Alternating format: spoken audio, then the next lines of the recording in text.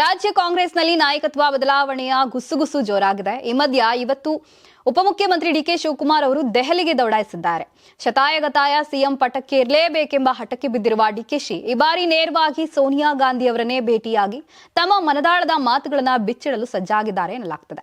ರಾಜ್ಯ ಬಜೆಟ್ ಮಂಡನೆಗೂ ಮುನ್ನವೇ ಡಿಕೆ ಶಿವಕುಮಾರ್ ದೆಹಲಿಗೆ ವಿಮಾನ ಏರಿದ್ದಾರೆ. ದೆಹಲಿಯಲ್ಲೇ ವಾಸ್ತವ್ಯ ಹೂಡಲಿರುವ ಅವರು ಹೈಕಮಾಂಡ್ ನಾಯಕರ ಮುಂದೆ ಪ್ರಮುಖವಾಗಿ 5 ಅಸ್ತ್ರಗಳನ್ನ ಪ್ರಯೋಗಿಸಲು ತಯಾರಿ ನಡೆಸುತ್ತಿದ್ದಾರೆ. ಹಾಗಾದ್ರೆ ಆ 5 ಅಸ್ತ್ರಗಳೇನು? ಡಿಕೆಶಿ ಅವರ ಪ್ರಮುಖ ವಾದಗಳೇನು? ನಾಯಕತ್ವ ಬದಲಾವಣೆಗೆ ಇದೇ ಸಕಾಲ. ರಾಜ್ಯದಲ್ಲಿ ಕಾಂಗ್ರೆಸ್ ಸರ್ಕಾರ ಅಸ್ತಿತ್ವಕ್ಕೆ ಬಂದು ಶೀಘ್ರವೇ 3 ವರ್ಷಗಳು ಪೂರೈಸಲಿವೆ.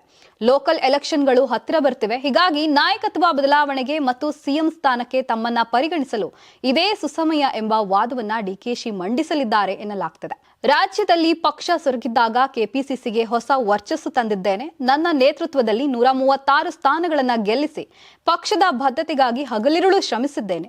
ಎಂಪಿ ಚುನಾವಣೆಯಲ್ಲೂ ಪಕ್ಷಕ್ಕೆ ಉತ್ತಮ ಫಲಿತಾಂಶ ತಂದುಕೊಟ್ಟಿದ್ದೇನೆ.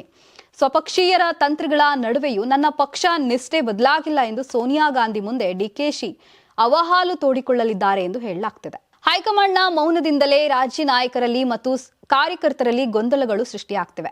ನಾಯಕತ್ವ ಬದಲಾವಣೆ ವಿಚಾರದಲ್ಲಿ ಇನ್ನೂ ಮೌನ ವಹಿಸುವುದು ಪಕ್ಷಕ್ಕೆ ಶೋಭೆ ತರುವುದಿಲ್ಲ. ಈ ಬಗ್ಗೆ ಹೈಕಮಾಂಡ್ ಸ್ಪಷ್ಟ ಸಂದೇಶ ನೀಡಲೇಬೇಕು ಎಂದು ಡಿಕೆಶಿ ಒತ್ತಾಯಿಸಿದ್ದಾರೆ. ಸ್ಥಳೀಯ ಚುನಾವಣೆ ಹೊತ್ತಿನಲ್ಲಿ ರಾಜ್ಯದಲ್ಲಿ ಬಿಜೆಪಿ ಮತ್ತು ಜೆಡಿಎಸ್ ನಾಯಕರು ಒಗ್ಗಟ್ಟಾಗಿದ್ದಾರೆ.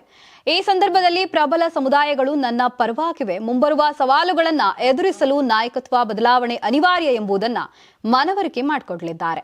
ಹೈಕಮಾಂಡ್ ಸೂಚನೆಯನ್ನ ನಾವೆಲ್ಲರೂ ಪಾಲಿಸುತ್ತೇವೆ. ಆದರೆ ನನ್ನ ಬೆಂಬಲಿಗರು ನಿರೀಕ್ಷೆಯ ಜೊತೆಗೆ ಸೈಲೆಂಟ್ ಆಗಿದ್ದಾರೆ. ಅವರ ತಾಳ್ಮೆ ಪರೀಕ್ಷಿಸುವುದು ಬೇಡ ಎಂಬ ಎಚ್ಚರಿಕೆಯ ಸಂದೇಶವನ್ನ ರವಾನಿಸುವ ಸಾಧ್ಯತೆ ಇದೆ.